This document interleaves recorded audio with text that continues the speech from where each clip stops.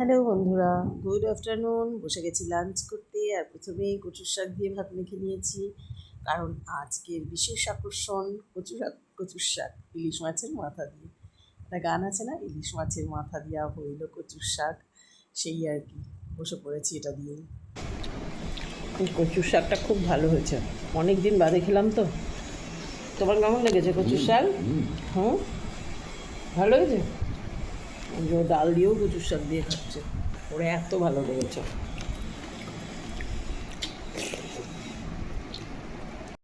কচুর শাকটা দিয়ে খেতে দারুণ লাগছে, আর ইলিশ মাছের মাথার সঙ্গে চিবোতে বেশ ভালো জমে গেল একদম লাঞ্চটা আজকের।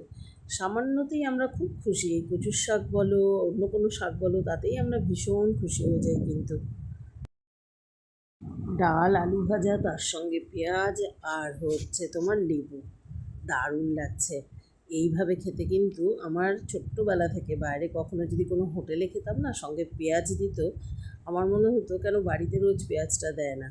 সত্যি আমার ভীষণ ভালো লাগে এরকম কাঁচা পেঁয়াজ কামড়ে কামড়ে ভাতের সঙ্গে খেতে। আর এইগুলো সাধারণত হোটেলেই দেয় তো, আর সবচাইতে দেখবে সাধারণ হোটেলগুলোতে বেশি দেয় এটা।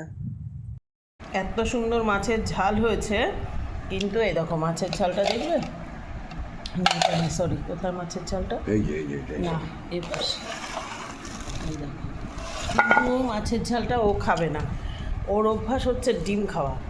ইদানিং চিকেন তো অনেক দিন হলো ছেড়েই দিয়েছে, এখন তাকিয়ে থেকো না, এখন মাছটাও আর খেতে চায় না, বলে মুখে কাটা ফুটে হেন তেন। ডিম খেতে খুব, ও আর ওর বড়ো ছেলে দুজনেই যা হোক, বড়ো ছেলে মাংস হলেও ডিম চাই, ওর দেখো এত তেল তেলে করে ডিম করা হয়েছে শুধু বড়ো ছেলের জন্য, ও সেই ডিমটা দিয়েই খাবে। মাছটা নাকি গন্ধ লাগছে মাটি মাটি, আমাকে এত মাছ সব আমাকে খেয়ে শেষ করতে হবে। হুঁ তো হুঁ।